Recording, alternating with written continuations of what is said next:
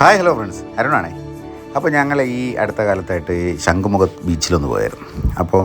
ഇപ്പോൾ അവിടെ പണിയൊക്കെ നടക്കുന്നത് കൊണ്ട് ബീച്ചിലോട്ട് ആരെയും ഇറക്കാറില്ല. അപ്പോൾ ആ ബീച്ചിൻ്റെ ഇങ്ങേറ്റത്തോടു കൂടെ നമുക്ക് ചെറുതായിട്ടിങ്ങനെ ഒന്ന് ഇറങ്ങി നിൽക്കാത്രേ ഉള്ളൂ. അപ്പോൾ അങ്ങനെ ഇറങ്ങിയപ്പോൾ കണ്ട കാഴ്ചയാണിത്. കണ്ടോ, അവിടെ ഒത്തിരി മത്സ്യത്തൊഴിലാളികൾ താമസിച്ചിരുന്ന അവരുടെ വീടാണിത്. ഇത് കഴിഞ്ഞ മൺസൂൺ സമയത്ത് കടൽ കയറി പോയതാണ് ഈ വീടുകളൊക്കെ. പൂർണ്ണമായും നശിച്ചിട്ടുണ്ട്. അവരൊക്കെ താമസിച്ചിരുന്ന വീടുകളാണ്.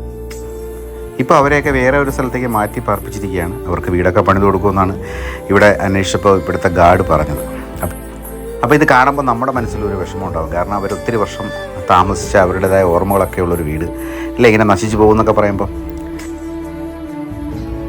അവിടുത്തെ ഒരു ഗാർഡ് പറയുന്നത് ഈ അടുത്ത സമയത്തും ഇങ്ങനെ പല ബിൽഡിങ്ങുകളും ഇനിയുള്ളതും ഒക്കെ കുറേശ്ശെ ഇങ്ങനെ കടൽ കയറി ഇടിഞ്ഞുകൊണ്ടിരിക്കുന്നതെന്നാണ് പറയുന്നത്. അപ്പോൾ അവിടെ പൂർണ്ണമായ ഒരു അപകടാവസ്ഥയാണ്. അവിടെ ആർക്കും താമസിക്കാനൊന്നും പറ്റത്തില്ല. താമസിക്കാനില്ല, വീടുകളെല്ലാം ഇടിഞ്ഞു പോയിട്ടുണ്ട്. അതാ കണ്ടില്ല, ഇതിൻ്റെ പുറത്തൊക്കെ പിള്ളേരിങ്ങനെ കയറി നിൽക്കുക. അപ്പോൾ അതും ഒരു അപകടമാണ്. അപ്പോൾ അവിടുത്തെ ഗാർഡൊക്കെ പിള്ളേരെ ഇറക്കി വിട്ടായിരുന്നു.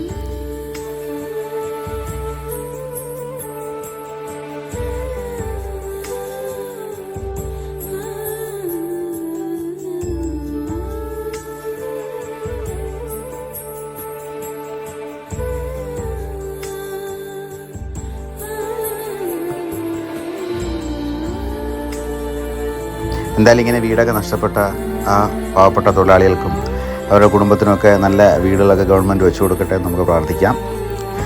ഇതൊന്നും അറിയാതെ കണ്ടോ, ശാന്തമായി ഒഴുകുകയാണ് കടലിപ്പോഴും. കടലമ്മയുടെ ആ ശാന്തത എപ്പോഴാണ് മാറുന്നതെന്ന് പറയാൻ പറ്റില്ല. അപ്പോഴാണ് ഇതുപോലുള്ള വീടുകളൊക്കെ ഇങ്ങനെ നശിച്ചു പോകുന്നത്. ഓക്കെ, അപ്പോൾ പുതിയ വീഡിയോ ആയിട്ട് കാണാം ഫ്രണ്ട്സ്. ബൈ. ഈ വീഡിയോ ഇഷ്ടപ്പെട്ട ലൈക്ക് ചെയ്യണം, ഷെയർ ചെയ്യണം, സബ്സ്ക്രൈബ് ചെയ്യണം. ഓക്കെ.